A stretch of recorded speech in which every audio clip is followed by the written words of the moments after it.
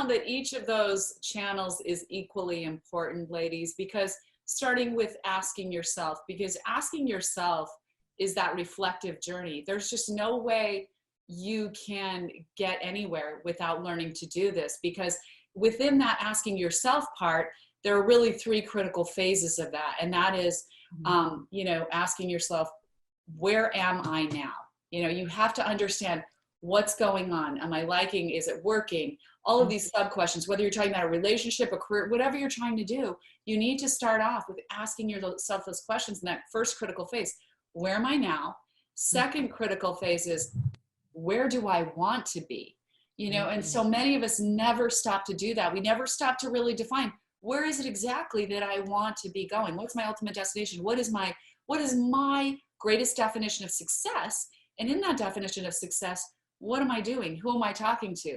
What is my focus every day? And when you start to line up those questions like that, all of a sudden, bam, you get solutions, you get illuminations, you get understandings, you get a new direction, you start to form a new plan. It is like the secret sauce. It is like the magic key to opening every door. And then the third critical phase of that is, so it's, where am I now? Where do I want to be? And what are the specific actions to my getting there, right? Because we have to take our asking journey and put it into action. You know, we can't just sit on the sofa and go, oh, I hope this all works out. You know, as you get these breakthroughs, as you get illuminations, you need to act on them. Go call that person, go investigate that thing, get that course, talk to that person, take the action. And in that way, your journey, that's where you start to unleash your dreams and start to move towards your destiny. Can I just say one thing about the asking God part is that's the way you stay connected to the divine. That's the way you stay connected to that purpose for which the Creator made you. You know, if you don't keep that constant dialogue open with God and say, you know, keep asking, what was I made for? What is the best use of my time? What is the best expression of me? And how can I serve best? And, you know, it also puts our lives in context, because if we're just so self-focused on us, you know, it's kind of like pulling the camera lens back. It gives you a broader context that makes everything you do in your life so much more meaningful. I think the ask yourself part that you were just asking about, Melanie, is it's important. You know, you start to discern who you need to ask by asking yourself first. You know, what is I want? Who's the right person? And then you just start to reach out to people. And you will get some rejection, but for the most part, the studies we did for the book show that if you're just willing to ask someone for something, either help or advice or you know, wisdom, they're 80% more likely to help you than if you just sit back and don't ask. So those odds are really good, but we all get really scared. You know, people hold back because we have what we call in the book the 7 roadblocks to asking. And we found, Mark and I discovered in writing this book, that all of us have at least one of those roadblocks, if not all of them. And it's seriously, and it's so important to recognize them, because once you recognize them, you can start to overcome them.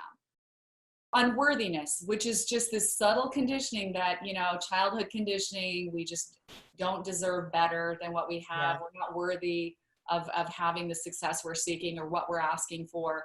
So we really need to look at that. Naivete is a big one. And believe it or not, you know, I tell the story in the book that the naivete is about that childlike curiosity that we all had when we were born, right? We were born in this world going, you know, what, who, what, when, where, why. We want to know everything about everything.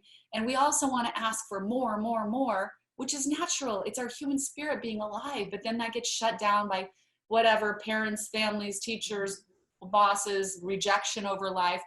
So the asking, the desire and the curiosity to ask gets crushed out of us. So that naivety part is, I tell the story of this woman who worked for us when my children were young. She's from the Philippines. She used to come and make these beautiful dishes, these dinners for us. And one day she shows up with this fruit and she puts it on a plate, cuts it up, and it's this juicy orange fruit. And I tasted it. I said, Melda, what is this? It's fantastic. She goes, it's a mango. And I was like, a mango? How come I've never had a mango? And I was like, I've traveled a lot all over the world. How come I've never experienced a mango? And I go, where'd you get them? Thinking she imported them from the Philippines. And she goes, at the grocery store. And I was like, seriously, I've been passing these by every day at the grocery store. Well, not every day, but whenever I go to the grocery store, what other things am I missing in life just because I'm naive to the fact that they exist? What experiences am I passing by every day? What opportunities am I just walking past because I don't even understand they're there, right? And I'm not curious enough to keep asking and asking and asking. And, what people am I missing? What future partners, potential collaborations? So it's so important. That naivete one is a big one that we all probably need to overcome in some ways. The next one is doubt, just doubting that there's going to be a good outcome. It's kind of like what we call the gray zone, just, I doubt that's going to work out, so I'm just not going to do it, Excuses is more about that stubborn pride. We all know those people who go, I'm not going to ask. I don't need any help. I'm not going to ask for anything, right?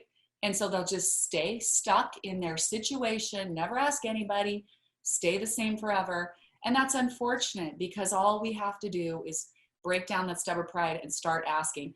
Next one is fear. And that is just the sheer terror of rejection, right? Like people, somehow human beings, I think it's because we all need love. And we feel like if we're rejected, somehow we're losing love or approval. But, we have so many stories in this book that help you understand that if sometimes you just have to step on your fear with courage, even though you're feeling it. And the outcomes can be so magnificent. We have just these breakthrough stories where people did that and they were terrified, but guess what? It changed everything. So, and then the final two, pattern paralysis, is just where you keep doing the same thing over and over again and it's not working, but you keep doing it and you keep repeating it and you never stop to ask, is this working? How could I do it better? Is there something not working about this? A lot of people get stuck in the pattern paralysis. And the final one is disconnection. And I think that's the saddest one for me because that really means you've just gotten to this state of sort of apathy and hopelessness where you've disconnected from the dreams in your heart. Right. And that's a tragedy because all of us were meant to get out there every day and express and be the best version of ourselves. And so we really need to recognize what is our specific roadblock or which of these, might be all of them, is so that we can start to, because that awareness is like the gate that opens. Then we can finally walk through and start to do something different.